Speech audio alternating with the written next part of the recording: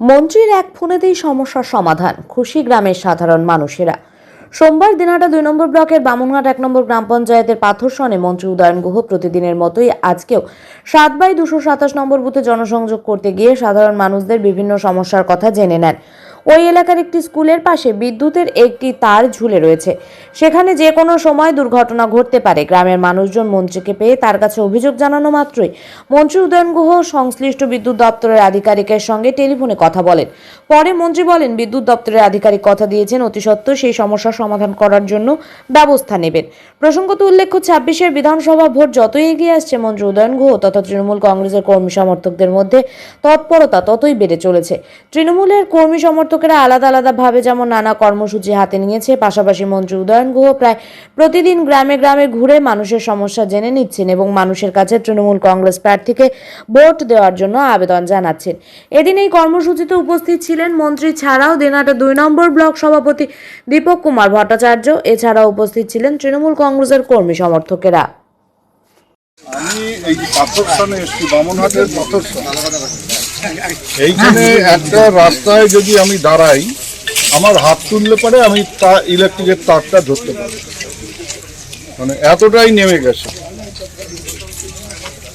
এটাকে ওপরে করে দেবো, নাহলে তো যে কোনো সময় একটা দুর্ঘটনা। এই রাস্তা দিয়ে স্কুলে যায় ছেলেপেলেরা, হয়তো ধান নিয়ে যাবে, ধানের উপরে বসলো কেউ, লেগে গেল যে কোনো সময়।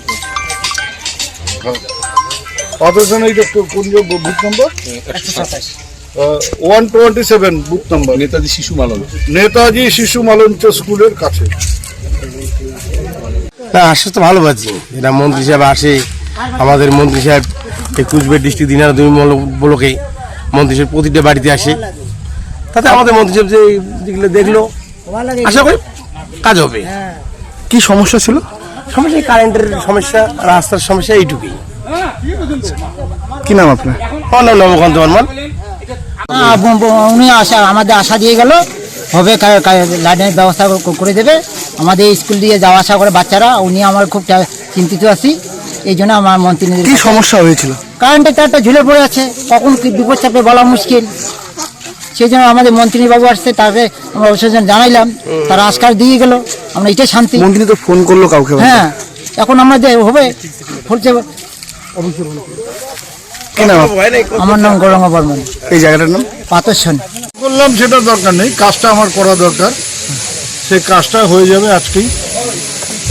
এটা একটা সমস্যা, ছোট সমস্যা, একটু বলে দিলে যদি হয়ে যায়, বলে দিলাম, এবং কাজটা যাকে বললাম তিনি করলেন যে আজকেই ধরে কাজটা করে দেবেন।